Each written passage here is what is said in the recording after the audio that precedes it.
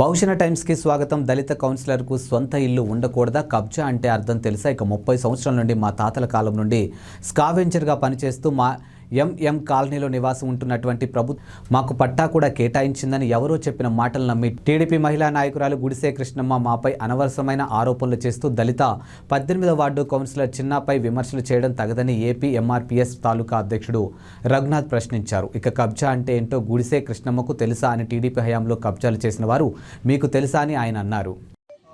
గుడిసే కృష్ణమ్మ గారు ఎంఎం కాలనీలో ఇట్లా మేము ఇల్లు కట్టుకున్న కాడికి వచ్చి ఆ ఇంటిని విజిట్ చేయడం జరిగింది.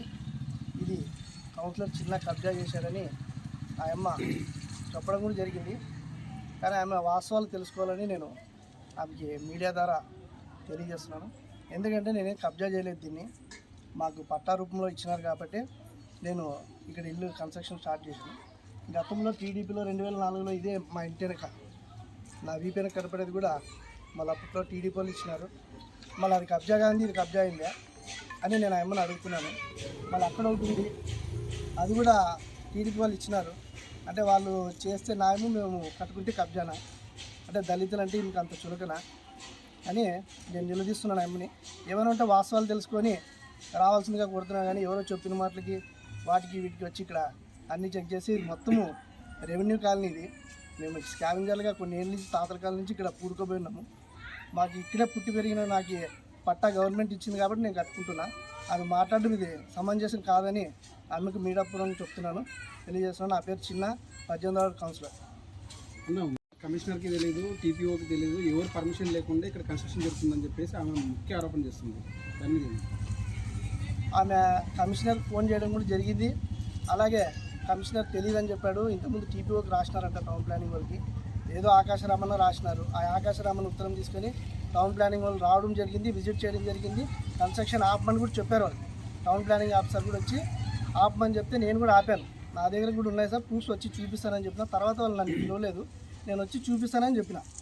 అంతట్లో మేము ప్రోగ్రాంలు అవి ఉన్నాయి కాబట్టి వాటిలో పడి మేము మర్చిపోయినాం. అంతేగాని ఎవరు రాలేదనడం ఇవన్నీ అవాస్తవాలు. మున్సిపాలిటీ వాళ్ళు వచ్చినారు, వచ్చి వాళ్ళు కూడా అన్నా మీ దగ్గర ఏమున్నాయి చూపించండి అని అడిగినారు. అంతవరకు కన్స్ట్రక్షన్ ఆపమని కూడా చెప్పినారు. ఏమి వాళ్ళకి తెస్తాము చూపిస్తామని చెప్పినాము. కొద్దిగా మా వైఫ్ ఊర్లో లేకునేది, నేను రావడం లేట్ అయింది అంతే. వాళ్ళకి ఏమైనా కావాల్సి ఉంటే నేను మున్సిపాలిటీ వాళ్ళకి అందిస్తాను. ప్రభుత్వం ద్వారా మీకు పొజిషన్ సర్టిఫికేట్ అయితే ఇచ్చారు. పొజిషన్ సర్టిఫికేట్ ఇచ్చారు. మా వైఫ్ పేరు పైన ఇచ్చినారు. మీ పేరు? నా పేరు చిన్న, 18వ వార్డు కౌన్సిలర్. గుడిసే కృష్ణమ్మ గారు అక్కడ మన ఎంఎం కాలనీకి విచ్చేసి ఏదో పట్టా కబ్జా చేసినారనేసి, స్థలాలు కబ్జా చేస్తున్నారనేసి ఆమె ప్రెస్ మీట్ ద్వారా కమిషనర్ గారికి కూడా ఫోన్ చేసి ఆమె మాట్లాడడం జరిగింది. ముందుగా ఆమె తెలుసుకోవాల్సింది ఏమంటే, ఇది ఎంఎం కాలనీనా బండిమెట్ట అనేది ఫస్ట్ ఆమె తెలుసుకోవాలి. ఎక్కడొచ్చి ఆమె మాట్లాడుతూ ఉంది, ఏ ఏరియాకి వెళ్ళి మేము సర్వే చేసుకున్నాము, ఎవరు వచ్చి ఇన్ఫర్మేషన్ ఇస్తే మాట్లాడుతున్నాము అనేది ఆమె ముందుగా తెలుసుకుంటే బాగుండు. ఎందుకంటే ఇక్కడ కబ్జాకే మూలమైంది అనేసి అన్న ఏరియా ఎంఎం కాలనీ. సో ఇదేమి కబ్జా చేయలేదు ఎవరు కూడా. గవర్నమెంట్ వారు పట్టా ఇవ్వడం జరిగింది. ఆ పట్టా ఇచ్చిన తర్వాతనే ఇక్కడ కన్స్ట్రక్షన్ స్టార్ట్ చేయడం కూడా జరిగింది.